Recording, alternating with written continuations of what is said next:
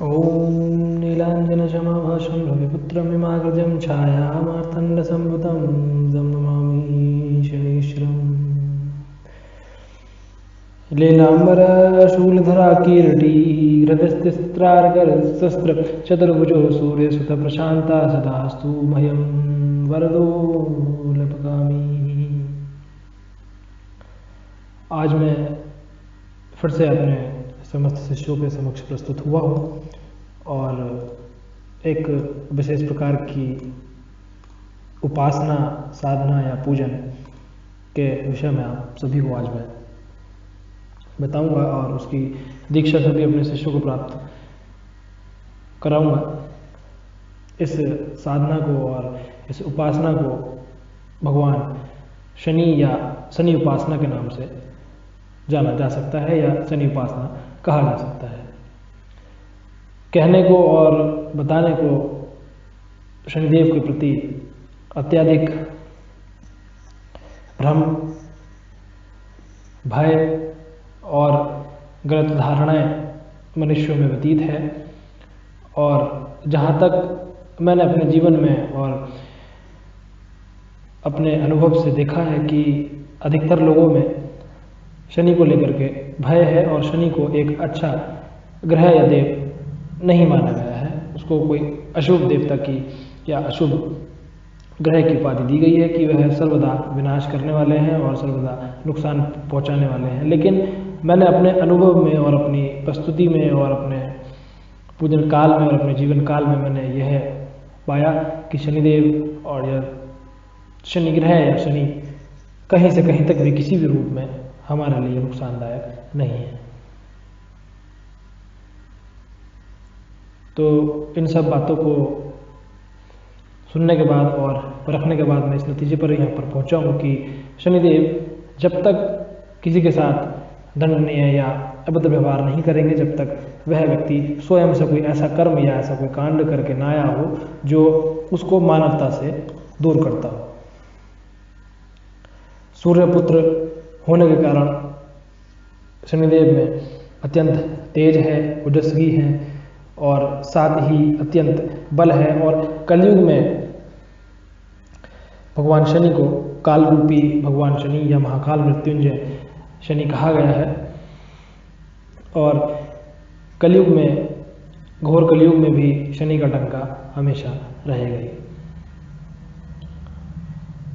मैंने इस साधना का प्रायोजन करने के लिए और अपने शिष्यों को, सभी को जिनको शनि साधना या शनि उपासना करनी है, उन सभी को एकत्र किया और उसकी दीक्षा के लिए आज मैं यहाँ पर प्रस्तुत हुआ हूँ।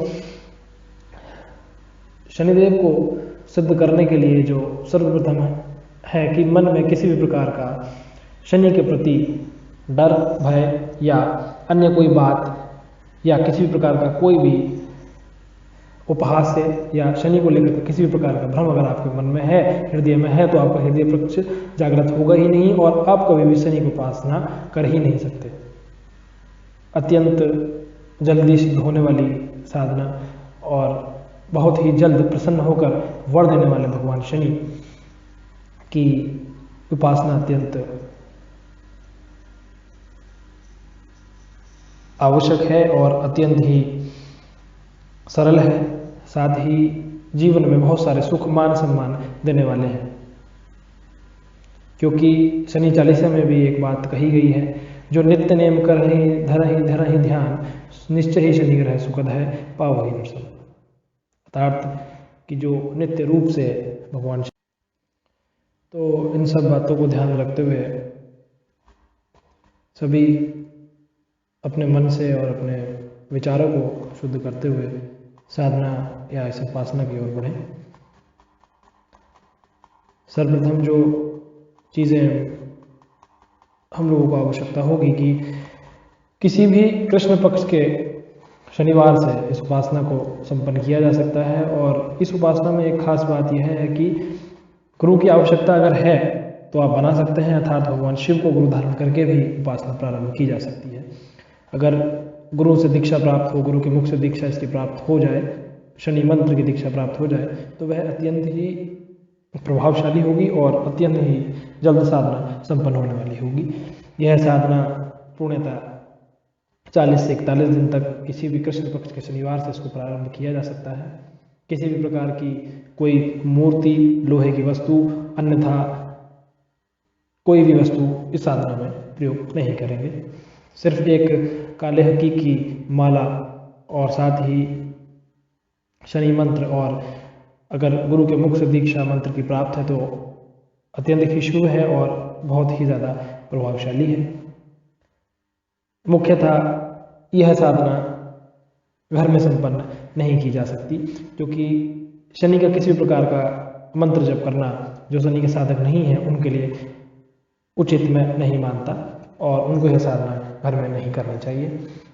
किसी भी कृष्ण पक्ष के शनिवार से किसी भी शनि मंदिर जो एकांत में हो, वहाँ रात्रि 9 बजे के बाद अर्थात 10 बजे से पहले और 9 बजे के बाद से इस साधना को प्रारंभ करें। जो वस्त्र साधना में धारण किए जा सकते हैं वह काले रंग के वस्त्र, सिर्फ काला लंगोट या काली लुंगी इस साधना में प्रयोग होगी। इसके अलावा किसी प्रकार का कोई वस्त्र आप अपने शरीर पर, अपने देह पर धारण नहीं करेंगे। थोड़े से काले उड़द, काले तिल और दही, सफ़ेद चंदन, लाल चंदन, काले हकीक की माला जो शुद्ध काला हकीक हो उसकी एक माला जो इसमें 108 मन के हों वह लेना अत्यंत आवश्यक है। एक काला आसन जो कोरा कपड़ा हो, अर्थात उस पर किसी भी प्रकार की कोई सिलाई बुनाई या सुई इत्यादि से किसी प्रकार का कोई छेदन ना किया गया हो। साधना को प्रारंभ करने से पूर्व शनिदेव से या गुरु से आज्ञा प्रदान करें। अगर गुरु आज्ञा प्रदान करते हैं तो आपके गुरु ही आपको वह आशीर्वाद देंगे कि आप शनि साधना को संपन्न कर सकते हैं। शनि उपासना या साधना को संपन्न करने के बाद आप में एक अलौकिक शक्ति का निर्माण होगा, भाग्य परिवर्तन होगा, भाग्य आपका साथ देना शुरू कर देगा। किसी प्रकार का कोई तंत्र मंत्र या तांत्रिक प्रयोग आपके ऊपर कार्य करेगा ही नहीं। कुछ हद तक अगर इस साधना को लगातार किया जाए, कुंडलिनी शक्ति पर ध्यान दिया जाए, अपने त्रिनेत्र पर ध्यान दिया जाए, निरंतर तराटक का प्रयास कर ओम का उच्चारण कर नाद साधना की जाए तो जातक को या साधक को या उपासक को दिव्य दृष्टि की प्राप्ति भी शनिदेव करा देते हैं। और इस साधना में किसी भी प्रकार का द्वेष, पाखंड, दिखावा, लड़ाई झगड़ा, विवाद, झूठ, छल कपट सब त्यागना होगा। किसी भी प्रकार का किसी स्त्री के प्रति प्रेम संबंध या स्त्री से किसी प्रकार की कोई वार्ता या स्त्री का कोई भी स्पर्श पूर्णतः त्यागना होगा। सिर्फ माँ के हाथ का बना हुआ भोजन किया जा सकता है, बहन के हाथ का भोजन भी नहीं किया जा सकता। अपने संपूर्ण कार्य आपको खुद ही संपन्न करने होंगे, चाहे वह कपड़े धोने से लेकर के साफ सफाई, आना जाना, ये सारी चीज़ें खुद से ही करनी होंगी। किसी भी प्रकार के वाहन को लेकर के आप भगवान शनि के मंदिर नहीं जा सकते। वहाँ जहाँ आपका साधना स्थल है, जो आपका उपासना स्थल होगा, वहाँ पर भी किसी भी प्रकार से वाहन में सवार होकर के आप नहीं जा सकते। किसी भी प्रकार का इत्र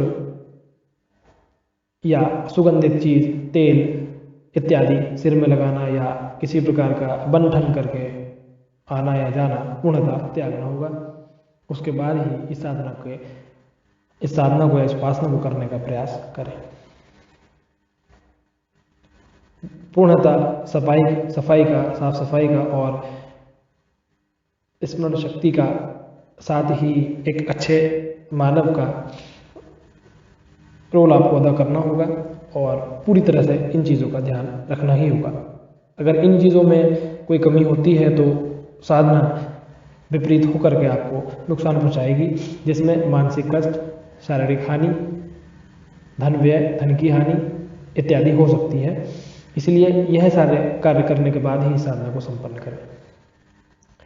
रात्रि में 10 बजे जब साधना को प्रारंभ करें तो शनिदेव का प्राणोक्त जप मंत्र जो मैं अभी आप सभी को बता रहा हूँ वह 108 बार उच्चारित करने के बाद ही साधना में बैठे। लेकिन साधना को संपूर्ण या प्रारंभ करने से पहले आसन पूजन, माला पूजन और क्षेत्रपाल पूजन कर लें, वह अत्यंत ही आवश्यक है। माला पूजन पीपल के पत्तों वाले तरीके से करें और आसन पूजन करें।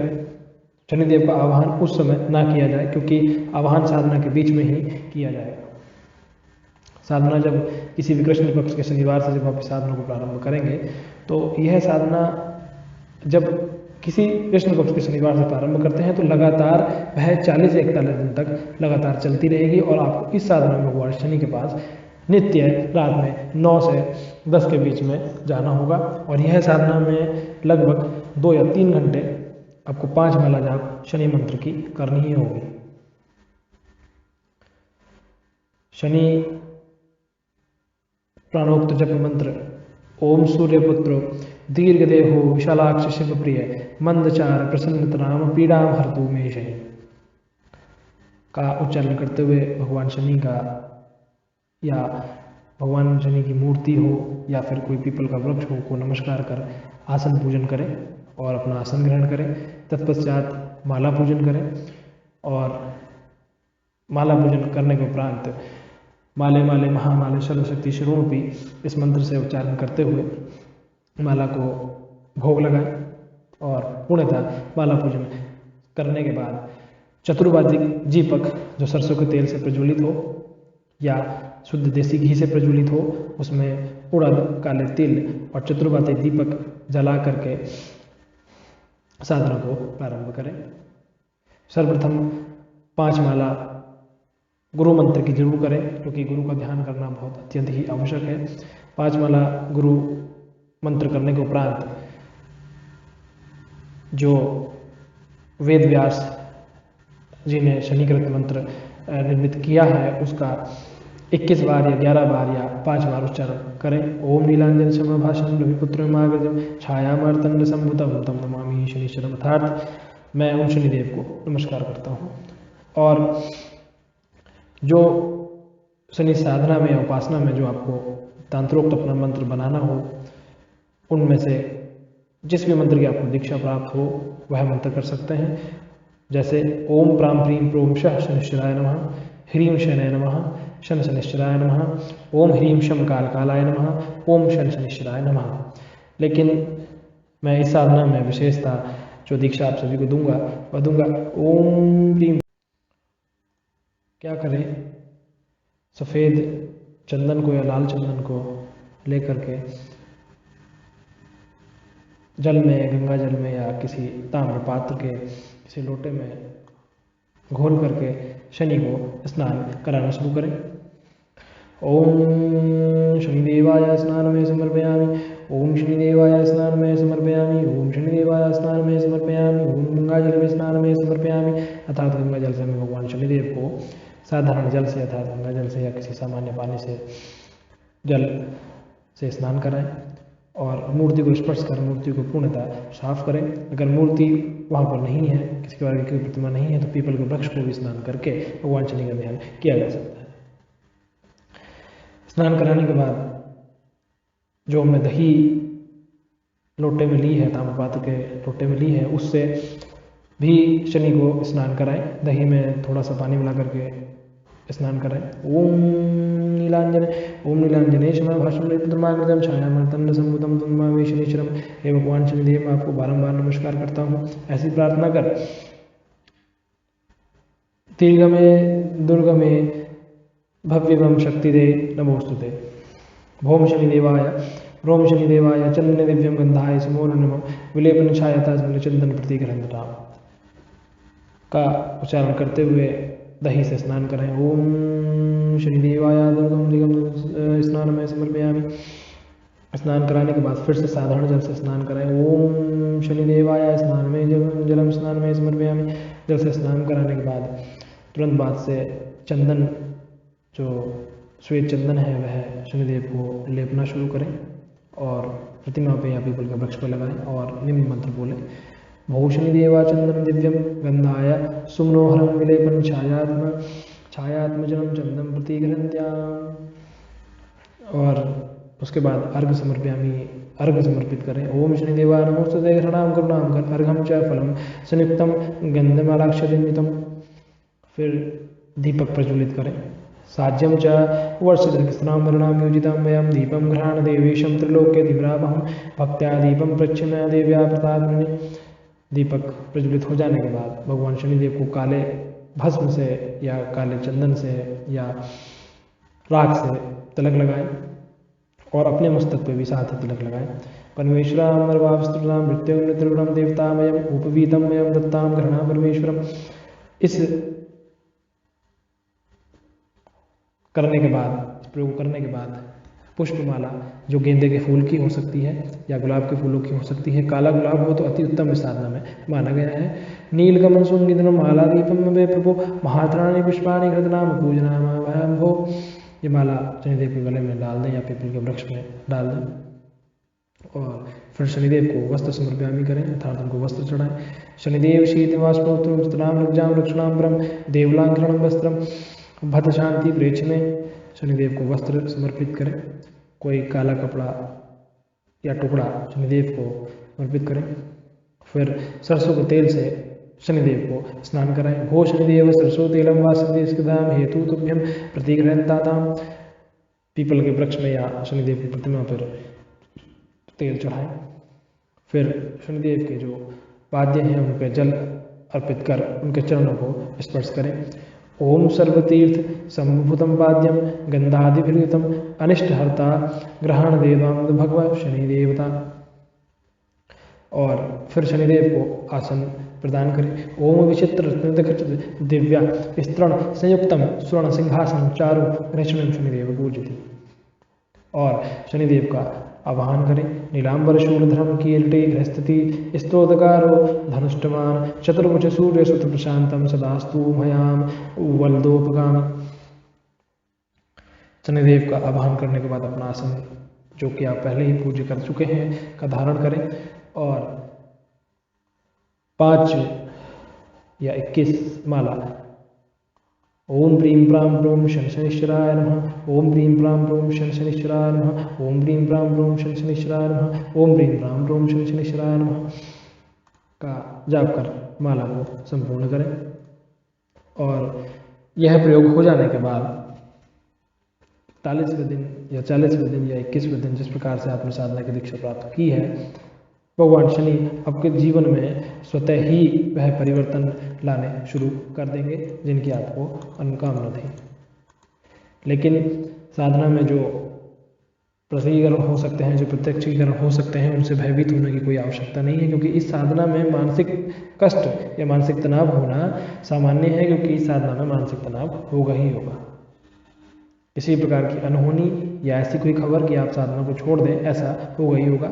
लेकिन उससे ना घबरा करके भगवान शनि का जितनी ज़्यादा तकलीफ हो, जितनी ज़्यादा परेशानी हो, उतना ही ज़्यादा भगवान शनि का स्मरण करें और उतने ही तन मन धन से साधना संपन्न करें। और जब 41वां दिन या अंतिम दिन संपूर्ण हो तो समस्त सामग्रियों को आप गंगा में प्रवाहित कर दें या किसी शनि मंदिर में रख दें। और साथ ही जो काले हकी की माला है उसको आजीवन अपने गले में धारण करें, ताकि वह माला जब तक आपके गले में रहे आप पर भगवान शनि का हाथ हमेशा रहे। शनिदेव सभी का भला करें, ऐसी मेरी कामना है। जय भगवान शनि।